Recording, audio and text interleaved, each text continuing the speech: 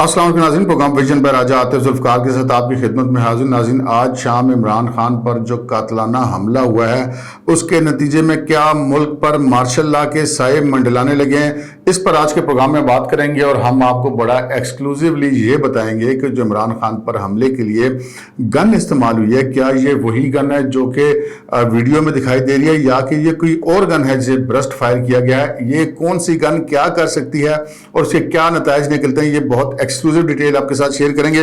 اور پھر یہ بھی شیئر کریں گے کہ آج کے واقعے کے بعد پاکستان کی سیاست کس طرف جائے گی اور عمران خان کی آئندہ حکمت عملی کیا ہوگی۔ میرے ساتھ آج اس پروگرام کو جوائن کریں گے اعزاز سید بھی، ان سے بھی پوچھیں گے۔ مگر اس سے پہلے کہ ہم اپنے پروگرام کو آگے بڑھائیں، آپ سے گزارش ہے کہ اگر ابھی تک آپ نے ہمارا چینل سبسکرائب نہیں کیا تو پلیز کر لیجئے، ساتھ ہی بیل آئیکن بھی دبا دیجئے تاکہ جو ہی ہمارا کوئی نیا پروگرام اپلوڈ ہوتا ہے تو اس کا نوٹیفیکیشن فوری طور پر آپ کو موصول ہو سکے۔ پروگرام کا باقاعدہ آغاز کرتے ہیں ناظرین۔ آج پاکستان کی سیاسی تاریخ میں ایک اور افسوسناک واقعہ ہوا ہے۔ پاکستان کی سیاسی تاریخ میں بہت سارے افسوسناک واقعات اس قسم کے ہو چکے ہیں، جس میں دہشت گردی، قتل، قاتلانہ حملے، ہمارے پہلے وزیر اعظم کو اسی طرح شہید کیا گیا، لیاقت علی خان کو، پھر اس کے بعد محترمہ بینظیر بھٹو کو شہید کیا گیا، اور پھر ایسے ہی فائرنگ اور بہت سارے حملوں میں ANP کے متعدد رہنما انہوں نے جام شہادت نوش کیا۔ ہمارے پاکستان کے بہت سارے لیڈرز، ان پہ گولیاں چلائی گئی، وہ زخمی ہوئے، صحافیوں پر گولیاں چلائی گئیں۔ اس طرح کے واقعات میں سے جو تمام کے تمام پاکستان کی سیاسی تاریخ کے بدترین واقعات ہیں، ان میں سے ایک واقعے کا آج اور اضافہ ہو گیا ہے۔ یہ سارا معاملہ کیا ہے، اس کے پیچھے کیا کہانی ہے، یہ تو آگے چل کے بات کرتے ہیں۔ سب سے پہلے ہم اس چیز پر بات کر لیتے ہیں کہ اب تک ہوا کیا ہے۔ سب سے اہم جو بات میں اس بدترین واقعے میں سے بھی جو سب سے اچھی بات جو میں نے ٹریس کی ہے وہ یہ ہے کہ ملزم کا موقع سے پکڑا جانا اور بحفاظت تھانے پہنچ جانا، یہ بہت اہم واقعہ ہے۔ جب اس طرح کا ماب ہوتا ہے، جب پبلک ہوتی ہے، جب سیاسی قیادت پر فائرنگ ہو جاتی ہے تو اس چیز کا خدشہ موجود ہوتا ہے کہ جو حملہ آور ہے اسے جو وہاں پہ پولیس اہلکار ہیں وہ گولی چلا کر مار سکتے ہیں، یا جو ماب ہے، جو ہجوم ہے، وہ تشدد کر کے مار سکتا ہے۔ اس کا نتیجہ یہ نکلتا ہے کہ پھر وہ معاملے کے جو اصل مقاصد، اس کے محرکات، اس کے پیچھے کون لوگ تھے، کیا کوئی سازش تھی، کیا کوئی منصوبہ بندی تھی، کیا معاملہ تھا، یہ ساری چیزیں پسے پش چلی جاتی ہیں۔ آج کے واقعے میں ایک اچھا واقعہ یہ ہوا کہ جو ایک شخص وہاں پہ PTI کی کارکن موجود تھا، اس نے برسٹ چلنے کے فوراً بعد اس ملزم کے ہاتھ کو پکڑا اور اس کو پکڑنے کی کوشش کی، اور وہ بھاگا، لیکن اس نے اس کا پیچھا نہیں چھوڑا، اور بالآخر دیگر لوگوں کی مدد سے اس کو قابو کر لیا گیا۔ اور پولیس نے جو اچھا کام کیا، پنجاب پولیس نے، وہ یہ کیا کہ اس کو گرفتار کر کے فوری طور پر تھانے میں منتقل کر دیا گیا۔ یہاں تک کی تو کہانی جو ہے حملے کے بعد یہ جو ایک پازیٹیو پہلو تھا کہ ملزم کا موقع سے رنگے ہاتھوں پکڑا جانا ایک بہت مثبت بات ہے۔ اب یہ اگر سیاسی تھیوری کو دیکھا جائے تو یہ بالکل ایک غلط بات ہوگی۔ اگر کسی نے کوئی سازش کی تھی تو پھر تو ملزم کا پکڑے جانے کے بعد وہ اپنے مقاصد کو حاصل نہیں کر پائے گا، جو کہ اس کا خیال ہوگا کہ مجھے حاصل ہو سکتے ہیں، لیکن یہ ایک الگ چیپٹر ہے۔ اب وہ جو ملزم ہے، جب وہ تھانے میں اس کو منتقل کیا گیا تو اس کا ایک بیان آ گیا جس میں اس نے کہا جی میں تو لاہور سے پیچھے چل رہا تھا اور عمران خان اس قوم کو گمراہ کر رہا تھا، تو میں نے طے کیا تھا کہ میں نے اسے مارنا، اور غالباً اسے اس وقت تک یہ پتہ نہیں تھا کہ اس کی فائرنگ کے نتیجے میں کوئی کتنے لوگ مرے ہیں یا کتنے بندے زخمی ہوئے ہیں، اور اس کے بعد شاید اس کو تھانے پہنچ کے پتہ چلا ہوگا، لیکن اس کی گفتگو اسی طرح کی تھی۔ اور پھر اس میں ایک اور چیز بہت سارے لوگ اس کی نشاندہی کر رہے ہیں کہ جی وہ ملزم نے تو کوٹ پہنا ہوا تھا، ملزم کے تو کپڑے دوسرے رنگ کے تھے۔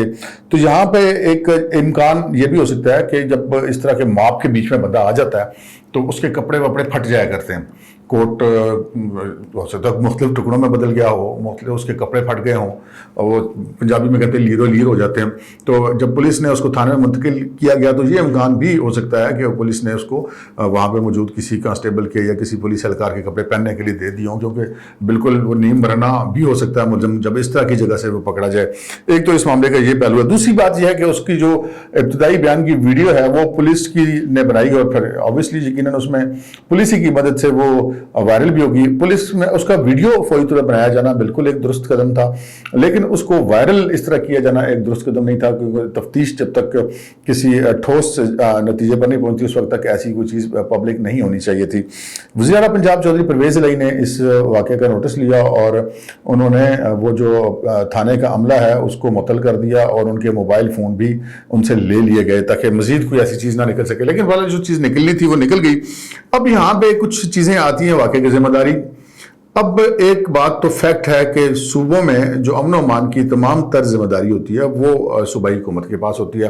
صوبائی حکومت چودھری پرویز لائی اور پاکستان تحریک انصاف کی حکومت ہے. وہاں پر پولیس جس دن سے یہ مارچ لاہور سے چلا ہے تب سے لے کر ابھی تک اس کو مکمل طور پہ سیکیورٹی دے رہی ہے. اسپیشل برانچ آتا ہے, پولیس کی بڑی بھاری نفری, پروٹوکول بھی دیا جا رہا تھا اور سیکیورٹی بھی دی جا رہی تھی. پھر دوسرا عمران خان صاحب کو خود وفاقی حکومت کی طرف سے بھی بہت سارے پولیس اہلکار ان کو جان کے تحفظ کے لیے دیے گئے ہیں جو کہ ان کے ساتھ چل رہے ہوتے ہیں.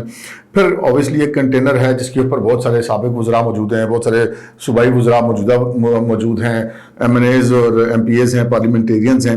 تو ایک بڑی تعداد جو ہے مسلح لوگوں کی ساتھ ان کے ساتھ یقیناً ہوگی کیونکہ یہ ایک فطری بات ہے. اور اس کے باوجود اس واقعے کا ہونا جو ہے وہ اس چیز کی طرف اشارہ کرتا ہے کہ اس سارے معاملے کے اندر کوئی نہ کوئی اندر کا ایسا آدمی ضرور موجود ہے جس کی وجہ سے ملزم یہاں پہ پہنچا. ابتدا میں ایک خبر انکنفرمڈ آئی کہ جی یہ شاید پی ٹی آئی کے کسی ایم این اے کا ایک گارڈ ہے. بعد میں ایم این اے کا بیان بھی ہے کہ نہیں میرے گارڈ کو تو غلطی سے پکڑا گیا تھا. ماب میں اتنے ہجوم میں غلطی بھی ہو سکتی ہے پولیس سے, اس میں کوئی شک کی بات نہیں ہے, لیکن جو بندہ پکڑا گیا ہے جو اقوال جرم کر رہا ہے وہ سب کے سامنے, اب وہ ان ایم این اے کا گارڈ ہے یا نہیں ہے یہ ایک الگ بات ہے, کیونکہ وہ یہ کہہ رہا ہے کہ جی میں لاہور سے اس مارچ کے ساتھ چل رہا ہوں اور یہاں پر میں اپنا بائک جو ہے وہ بائک لے کر آیا اور بائک میں نے اپنے ماموں کی شاپ پہ کے اوپر کھڑا کیا تھا. اب یہ جو اس سے تفتیش آگے بڑھے گی, یہ تو اب ایک انہوں نے وزیر اعلیٰ پنجاب نے کہا کہ ایک جی آئی ٹی ایم بنا رہے ہیں جو اس معاملے کی تفتیش کرے گی. تو ذمہ داری جو اس واقعے کی ہے, اس بدامنی کی ہے, اس حملے کی ہے, وہ سیکیورٹی پوائنٹ آف ویو سے پنجاب پولیس کی اور پنجاب حکومت کے اوپر عائد ہوتی ہے. پنجاب کا وزیر اعلیٰ چودھری پرویز لائی عمران خان کا اتحادیہ اور جو پنجاب کا وزیر داخلہ وہ عمران خان کی اپنی پارٹی کا ہے. تو یہ ذمہ داری کسی اور کے اوپر ڈالنا, جس طرح ابتدائی طور پہ شیریں مزاری صاحبہ نے بیانات دینے شروع کر دی جی رانا ثناء اللہ اس میں ملوث اور اس قسم کی باتیں, یہ باتیں مناسب نہیں ہے. یہ سیاسی پولرائزیشن کو بڑھانے کا ہی باعث بنتی ہیں.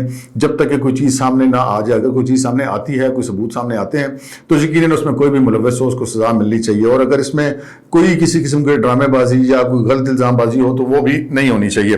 آگے بڑھتے ہیں جی. اس سارے معاملے میں ہم نے دیکھا کہ ایک بہت بڑی بحث چل رہی ہے لوگوں کے اندر. وہ بحث یہ چل رہی ہے کہ یہ جو حملہ ہوا ہے یہ برسٹ فائر ہوا ہے, جبکہ ملزم جو پکڑا گیا ہے موقع سے اس کے پاس تصویروں میں بھی ویڈیوز میں بھی دیکھا جا سکتا ہے کہ وہ تو اس کے پاس صرف پستول تھا, اور پستول جو ہے وہ ایک تو فائر نہیں کرتا, برسٹ فائر نہیں کرتا, سنگل فائر ہوتے ہیں اور یہ سنگل فائر کی آواز نہیں ہوتی. پھر اس کے بعد ایک گولی الگ چلنے کی آواز کیوں ہے, ان دونوں چیزوں پر میں آپ کے ساتھ تھوڑی سی اپنی معلومات شیئر کرتا ہوں. اچھا جی, پستول کے جہاں تک تعلق ہے یہ بات بالکل ٹھیک ہے کہ جتنے بھی پسٹل دنیا بھر میں بنتے ہیں, دنیا کے جتنے ممالک میں بنتے ہیں, ان میں برسٹ سسٹم نہیں ہوتا, کیونکہ پسٹل بنیادی طور پہ برسٹ فائرنگ کے لیے نہیں بنا ہے. اور جتنے آپ پاکستان کے اندر بھی جتنے بھی امپورٹڈ پسٹل دستیاب ہیں مارکیٹس میں, جو ہمارے جو اسلحہ کے ڈیلرز ہیں, جو امپورٹرز ہیں, وہ تمام جو بیرون ملک سے اسلحہ لاتے ہیں, کسی بھی ملک کا اسلحہ ہو, وہ تمام کا تمام جو ہے وہ پسٹل جو ہیں وہ ان میں برسٹ نہیں ہوتا, سنگل فائر ہی ہوتا ہے. اب یہاں پر اس چیز کو سامنے رکھ کر یہ کہا گیا کہ جی یہ بنیادی طور پہ AK-47 کا برسٹ تھا, اور AK-47 کے برسٹ کے نتیجے میں یہ ہوا ہے, اور یہ پسٹل جو ہے وہ ایک صرف آئی واش ہے. یہاں پہ ایک چیز میں آپ لوگوں کے ساتھ شیئر کر دیتا ہوں کہ جی یہ بات درست ہے کہ دنیا بھر میں پسٹل برسٹ والے نہیں ہوتے, اور برسٹ عموماً بڑی گن سے ہی فائر ہوتے ہیں, لیکن پاکستان میں ایسا نہیں ہے. پاکستان میں جو دیسی اسلحہ بنتا ہے, ہماری پشاور کی فیکٹریوں میں جو انڈر لائسنسڈ فیکٹریاں ہیں ان میں جو اسلحہ بنتا ہے وہ ان میں, اور جو ہمارے در آدم خیل وغیرہ میں اسلحہ بنتا ہے, پاک میڈ جو پسٹل ہیں ان میں برسٹ کا آپشن رکھا جاتا ہے. اگرچہ کہ یہ غلط ہے, غیر قانونی بھی ہے. اگر ایک بندے کے پاس لائسنس ہے پسٹل کا اور اس کے پسٹل میں برسٹ ہے تو وہ بنیادی طور پہ آج خود ایک غیر قانونی کام ہے اس لائسنس کے باوجود, کیونکہ اس میں پسٹل میں برسٹ کا آپشن نہیں ہوتا. لائسنس میں بھی آٹومیٹک اسلحے کی اجازت نہیں ہوتی, یہ سیمی آٹومیٹک اسلحہ کہلاتا ہے جو پسٹل ہوتا ہے. لیکن جہاں پر ہمارے ملک میں برسٹ لگائے جاتے ہیں, اور یہ جو پسٹل تھا, یہ اگر ہم کہیں کہ کوئی دوسری گن استعمال, اس کی دو میں آپ کو ثبوت پیش کرتا ہوں, آپ اس کو اپنی اس سے پرکھ لیجئے گا, اپنی جو بھی بات آپ کو سمجھ آئے. ایک تو یہ ہے کہ جی پسٹل کا جو فائر ہے وہ برسٹ تو آ گیا, میں نے آپ کو بتا دیا, دیسی اگر پسٹل استعمال ہو تو اس میں برسٹ ہوتا ہے. کچھ ہمارے دوست ایسی بات کریں گے 6 گولیاں ہوتی ہیں پسٹل میں, تو ایسی بات نہیں ہے. وہ 30 بور کے جو پسٹل تھے پرانے ماڈلز کے ان میں 6 گولیاں ہوتی تھیں, لیکن جتنے امپورٹڈ پسٹل ہیں جو ایون 30 بور میں بھی بعض ایسے ہیں جو 15 گولیوں والے ہیں, اور جو 9mm والے پسٹل ہیں وہ عام طور پہ 15-17 گولیوں والے ہوتے ہیں پسٹل جو پاکستان میں بنتے ہیں, ان میں برسٹ بھی ہوتا ہے. اور جو 30 بور بھی پسٹل اب آ رہے ہیں جو پاکستان میں، کیونکہ وہ دیسی ہوتے ہیں جن میں برسٹ سسٹم ہوتا ہے، ان میں 15، 18 اور 20 گولیاں والے بھی برسٹ پسٹل دستیاب ہوتے ہیں. سو یہ کہنا کہ یہ فائرنگ جو ہے وہ کسی اور گن سے کی گئی ہے، سوائے اس بات کے کہ جو تفتیش ہے، فرانسک رپورٹس ہیں، وہ یہ بتائیں کہ جو ان بلٹس کے آگے سے جو ان کی جو سکہ ہے وہ جو ملا ہے وہ کسی بڑی گن کا ہے، تو پھر تو ہم کہہ سکتے ہیں کہ کوئی بڑی گن استعمال ہوئی ہے. لیکن بظاہر ایسا نہیں لگتا. جو ابتدائی اطلاعات سننے میں آ رہی ہیں وہ یہی آ رہی ہیں کہ 9mm کا پسٹل تھا، اور 9mm کے پسٹل سے یہ فائرنگ کی گئی ہے. اور اس میں بھی چونکہ دیسی پسٹل میں برسٹ سسٹم ہوتا ہے تو یہی وجہ ہے کہ وہ برسٹ میں سے ایک دم ساری گولیاں نکل گئی ہیں. اور پسٹل کے برسٹ کی ایک اور بھی ثبوت یہ ہے کہ جو گن کا برسٹ ہوتا ہے وہ چونکہ گن ہیوی ہوتی ہے، وہ بنی ہی برسٹ کے لیے ہوتی ہے، تو اس سے نشانہ زیادہ بہتر لگتا ہے. جو پسٹل میں سے جب برسٹ فائر ہوتا ہے تو پسٹل ہلکا ہوتا ہے، اس میں جو کوئی ماہر سے ماہر نشانہ بازی برسٹ پسٹل سے درست نشانہ نہیں لگا سکتا. یہی وجہ ہے کہ جو ہمارے سیاسی جو لیڈرز تھے پاکستان تحریک انصاف کے، عمران خان سمیت، ان میں سے جو بیشتر ہے ان کی جان بچ گئی کہ وہ جو پسٹل سے برسٹ ہوا تھا. اگر وہ گن سے برسٹ ہوتا تو پھر شاید جانی نقصان اس سے بہت زیادہ ہوتا. دوسری بات یہ ہے کہ جو پسٹل کی جو افیکٹو رینج ہوتی ہے وہ عام طور پہ 50 میٹر ہوتی ہے. 50 میٹر کے اندر وہ گولی فیٹل ہوتی ہے، مہلک ہوتی ہے، لیکن اس سے جب وہ آگے جاتی گولی تو وہ اپنی قوت کھو دیتی ہے اور وہ صرف زخمی کر لیتی ہے بندے کو، لیکن کوئی جان لیوا ثابت نہیں ہوتی ہے. اور اس واقعے میں بھی ہم نے یہ دیکھا ہے کہ جتنی گولیاں لگی ہیں لوگوں کو، وہ سوائے ان 1-2 گولیوں کے جو کہ نیچے قریب والے بندے کو لگی ہیں، جو ایک شخص معظم نام کا غالباً اس سارے معاملے میں جہاں بھاگ ہوا ہے، اس کو جو گولیاں لگی ہیں وہ قریب سے لگی ہیں تو وہ جہاں بھاگ ہوا ہے. جو کنٹینر کے اوپر لوگ تھے وہ تمام کے تمام زخمی ہوئے ہیں، اس لیے کہ وہ پسٹل کا فائر تھا اور وہ جو بظاہر نظر آ رہا ہے کہ وہ 50 میٹر سے زیادہ فاصلہ تھا، تو وہ گولیاں اپنی طاقت کھو چکی تھی. اور یہ اللہ کا بڑا شکر ہے کہ گولیاں اپنی طاقت کھو چکی تھیں. اگر وہ پسٹل مطلب مزید 10-20 میٹر قریب سے مزید فائر کیا جاتا، یا ایون لگ رہا تھا کہ 10 میٹر سے بھی قریب سے فائر کیا جاتا، تو یہ زیادہ مہلک ثابت ہو سکتا تھا معاملہ. تو یہ ہم نے آپ کے ساتھ کچھ انفارمیشن شیئر کی کہ اس میں کوئی دوسری بڑی گن استعمال نہیں ہوئی، اور یہ گولیاں ایک پاک میڈ برسٹڈ پسٹل سے چلائی گئی ہیں. یہ اس لیے کہ امپورٹڈ پسٹل میں برسٹ کا آپشن ہی نہیں ہوتا. دوسری بات کہ جو ایک فائر بعد میں ہوا ہے اس کو بھی مطلب لوگ اس کو سازشی تھیوری کے ساتھ ملا رہے ہیں. وہ بھی بنیادی طور پہ جب آپ ایک ایسے ماپ کو لے کر چل رہے ہوتے ہیں جس میں ایک سابق وزیر اعظم ہے، اس کے ساتھ اس کی سیکیورٹی کے لوگ ہیں، کئی سابق وفاقی وزراء ہیں اور کئی موجودہ صوبائی وزراء ہیں، پولیس ہے، انتظامیہ فورسز، پرائیویٹ گارڈز بھی ہوتے ہیں، MNAs ایم پی ایز کے ساتھ. تو بہت سارے لوگوں کے پاس اسلحہ ہوتا ہے. اور اچانک جب فائرنگ شروع ہو جائے تو حفاظت خود اختیاری کے تحت مطلب کسی شخص کا پسٹل نکال کے ایک فائر کر دینا، یہ ایک مطلب فطری بات ہے، اس میں کوئی جو ہے وہ اجنبی کی بات نہیں ہے. تو یہ میں نے آپ سے پہلے عرض کرنی تھی کہ یہ جو بڑی کسی گن کی فائرنگ کی بات ہے یہ درست نہیں لگتی. اور جو دوسرا ایک فائر الگ سے ہوا ہے وہ بھی درست نہیں، اس سینس میں نہیں لگتا کہ وہ کسی ملزم یا کسی مجرم کی طرف سے چلایا گیا اور یا کہ کوئی اور دوسرا آدمی بھی وہاں پہ موجود تھا. اور اچھی بات یہ ہے کہ جو ایک ملزم تھا وہ پکڑا گیا ہے، اسے تفتیش ہوگی مزید آگے جو ڈرائنگ روم کی سیر کرے گا تو پھر وہ ابھی تک بلکہ بتا بھی چکا ہوگا، کچھ عرصے بعد یہ چیزیں سامنے بھی آ جائیں گی اور پھر یہ معاملہ ہوگا. اچھا، اب اس معاملے کے بعد جو ہے وہ رد عمل کیا ہے؟ رد عمل کسی حد تک ہم اس کو فطری بھی کہہ سکتے ہیں، لیکن وہ فطری ہونے کے ساتھ ساتھ غیر ذمہ دارانہ بھی ہے. جو فواد چوہدری صاحب نے تقریر کی کنٹینر کے اوپر چڑھ کے، اس کے بعد وہ انتہائی جسے کہتے ہیں کہ مشتعل کر دینے والی تھی. میں ان کو اس حوالے سے بہت زیادہ قصوروار بھی نہیں سمجھتا کہ جب آپ مطلب کسی لیڈر کے ساتھ اتنے اٹیچ ہو کہ فواد چوہدری صاحب بڑے سمجھدار آدمی ہیں، وکیل بھی ہیں، لیکن پھر بھی بہرحال ہو جاتی ہے سخت بات، بندہ غصے میں کر جاتا ہے، یہ بڑی نیچرل بات ہوتی ہے. لیکن جب فواد چوہدری جب کہ وفاقی وزیر رہ چکے ہوں تو یہ سوٹ نہیں کرتا تھا کہ وہ اشتعال انگیز کہ ہم بدلہ لیں گے اور ہمارا ہر کارکن ملک بھر میں بدلہ لے گا.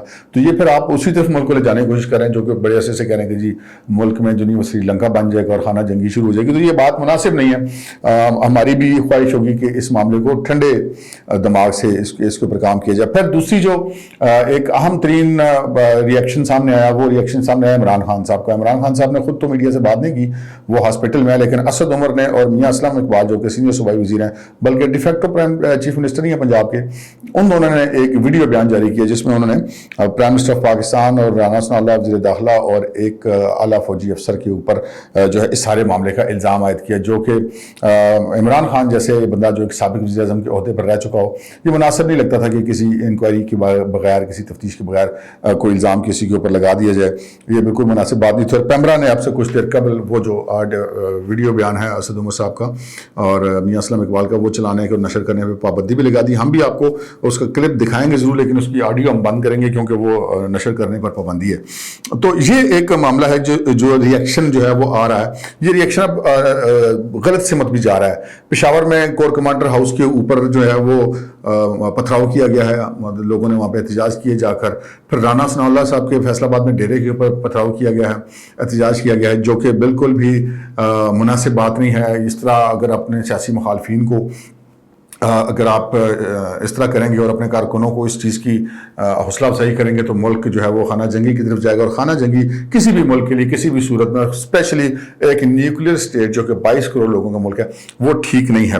اور یہ معاملات ایسے ہیں جس کے حوالے سے ہم کہہ سکتے ہیں کہ ملک جو ہے وہ اگر یہ معاملات اسی طرح رہے اور پی ٹی آئی کی قیادت نے کسی تدبر اور دور اندیشی کا مظاہرہ نہ کیا تو یہ معاملات مارشل لا کی طرف جائیں گے. اور مارشل لا سے صرف پی ٹی آئی کو نقصان نہیں ہوگا یا صرف حکومت کو نقصان نہیں ہوگا، بلکہ پی ٹی آئی کو بھی نقصان ہوگا. کیونکہ مارشل لا جب ہوتا ہے تو پھر وہاں پہ جو عمران خان صاحب کہتے ہیں قانون صاحب کے لیے برابر ہوتا ہے، پھر ادھر لاٹا لوٹلا کوئی نہیں رہ جاتا. تو پھر وہ سب کو ایک ہی چکی میں پیسے جاتے ہیں اور پھر ملک بھی بہت عرصہ پیچھے چلا جاتا ہے. پاک فوج نے اگر یہ فیصلہ کیا ہوا ہے کہ وہ غیر سیاسی رہنا چاہتے ہیں تو ان کو غیر سیاسی رہنے دیا جائے. ان کو اس طرح کے معاملات میں گھسیٹنا درست بات نہیں ہے. اور جو جنرل باجوہ صاحب نے نیشنل ڈیفینس یونیورسٹی میں بات کی تھی کہ جی مارشل لا کا بکسہ ہمیشہ تیار رہتا ہے، کالا بکسہ، ہم اس کو نکالتے ہیں، ٹاکی شاکی مار کے پھر رکھ دیتے ہیں. یہ اگر معاملات یہاں سے کنٹرول نہ کیے گئے، اس سے آگے بڑھے تو پھر وہ کالا بکسہ نکلے گا اور پھر وہ ٹاکی مار کے دوبارہ واپس نہیں رکھا جائے گا. اس سے آگے چلتے ہیں. اعزاز سعید صاحب نے ہمیں جوائن کیا. جی اعزاز سعید صاحب سے پوچھتے ہیں. اعزاز سعید صاحب بہت شکریہ آپ کا ہمیں جوائن کرنے کا. پہلے یہ بتا دیجئے کہ یہ جو آج واقعہ ہوا ہے اس کے بعد پاکستان کی مستقبل کی سیاست کا رخ کیا ہوگا اور عمران خان صاحب کی آئندہ حکمت عملی آپ کی نظر میں کیا ہو سکتی ہے؟ رائے صاحب بہت بہت شکریہ. رائے صاحب یہ واقعہ جو پاکستان تحریک انصاف کی ریلی کے دوران وزیر آباد میں پیش آیا ہے، اس نے جو موجودہ صورتحال ہے سیاسی پولرائزیشن کی، اس کو اور زیادہ خراب کر دیا ہے. اور اس میں کسی قسم کا کوئی شک نہیں کہ اب پولرائزیشن میں اضافہ ہوگا. اب جو عمران خان ہیں ان کی گفتگو میں، ان کی بات میں اور زیادہ سختی آئے گی اور ان کی پہلی کوشش یہی ہوگی کہ وہ زیادہ سے زیادہ دباؤ میں لا سکیں جو حکمران اتحاد ہے اس کو بھی، اور ساتھ ہی ساتھ جو ملٹری اسٹیبلشمنٹ ہے، پرٹیکولرلی جو آؤٹ گوئنگ آرمی چیف ہے جنرل باجوہ، اور ان کو دباؤ میں لا کر زیادہ سے زیادہ جو کنسیشنز ہیں وہ لے سکیں. نمبر ون ان کی خواہش ہوگی کہ ان کو یقین دلایا جائے اور ان کو جو نااہل قرار دیا گیا ہے اس کو انڈو کیا جائے. ان کے خلاف کیسز قائم نہ کیے جائیں، جو قائم ہیں ان کو نیوٹرلائز کیا جائے. اور نمبر ٹو ان کی خواہش یہ ہوگی کہ الیکشن کی ڈیٹ جو ہے وہ دے دی جائے. تو اب ان کی جو آواز ہے وہ اور لاؤڈ ہوگی اور اس میں مزید سختی آئے گی. بہت بہت شکریہ اعزاز سید. ناظرین آپ نے اعزاز سید کی بات سنی. اعزاز سید کا کہنا ہے کہ اس سارے معاملے کے بعد ملک سیاسی پولرائزیشن کی طرف جائے گا اور عمران خان صاحب اس کا سیاسی فائدہ اٹھانے کی یقیناً کوشش کریں گے اور اپنے لیے اسٹیبلشمنٹ سے اور حکومت سے رعایتیں حاصل کرنے کی کوشش کریں گے، نیا الیکشن لینے کی کوشش کریں گے. عمران خان صاحب ایک سیاستدان ہے اور سیاستدان اپنی مرضی کے مطابق اس کو حق حاصل ہے سیاست کرنے کا، اس میں کوئی حرج کی بات نہیں ہے.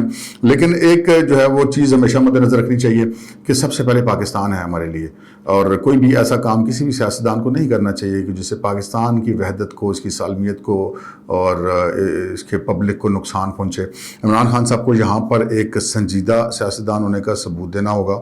ان کو اپنے کارکنوں کو روکنا ہوگا بجائے اس کے کہ وہ ان کو مزید اکسائیں، اور ان کی اپنی لیڈرشپ کو بھی کہنا پڑے گا کہ وہ کارکنوں کو نہ اکسائیں. اور وہ خود جو الزامات لگا رہے ہیں وہ ضرور لگائیں، شوق سے لگائیں، لیکن جے آئی ٹی کی جو بنائی گئی ہے، پرویز الہی صاحب نے کیا بنا رہے ہیں، اور رانا ثناء اللہ صاحب نے بھی مطالبہ کیا وفاقی وزیر داخلہ نے کہ جے آئی ٹی بنے، اعلیٰ سطح کے ان کے افسر ہوں، وہ ان کی پوری معاونت بھی کرنے کے لیے تیار ہیں. تو جب تک کوئی چیز ثبوت کے ساتھ سامنے نہ آئے، جب تک کوئی بنیاد سامنے نہ آئے، اس طرح پاکستان کے کسی سرکاری یا ریاستی عہدیدار کے خلاف یا وزیر اعظم وزیر داخلہ کے خلاف الزامات لگانا درست بات نہیں ہے. مجھے ایک ایک بات میں اکثر بار بار کوٹ کرتا ہوں کہ آصف علی زرداری صاحب نے جب بے نظیر بھٹو کو شہید کیا گیا تو انہوں نے اس ملک کے اوپر ایک بہت بڑا احسان کیا تھا. جب سندھ میں لوگ نکلے تھے اور انہوں نے نعرہ لگایا تھا کہ پاکستان نہ کھپے, تو آصف علی زرداری نے ایک بہت بڑا دل کیا اور اس چیز کا مظاہرہ کیا اور کہا کہ پاکستان کھپے, اور پاکستان ہمیشہ اس بات پر آصف علی زرداری کا مقروض رہے گا. پاکستان کی تمام سیاسی قیادت جو ہے بشمول عمران خان صاحب کے لیے اس وقت وہ سب سے زیادہ اہم ہے کہ وہ اپنی سیاست ضرور کریں لیکن اس حد تک نہ جائیں کہ اس کا پاکستان کی سالمیت کو کوئی نقصان پہنچے. سیاستدان کا دل ذرا زیادہ بڑا ہونا چاہیے. اب تک کے لیے اتنا ہی, اجازت دیجیے. اللہ حافظ.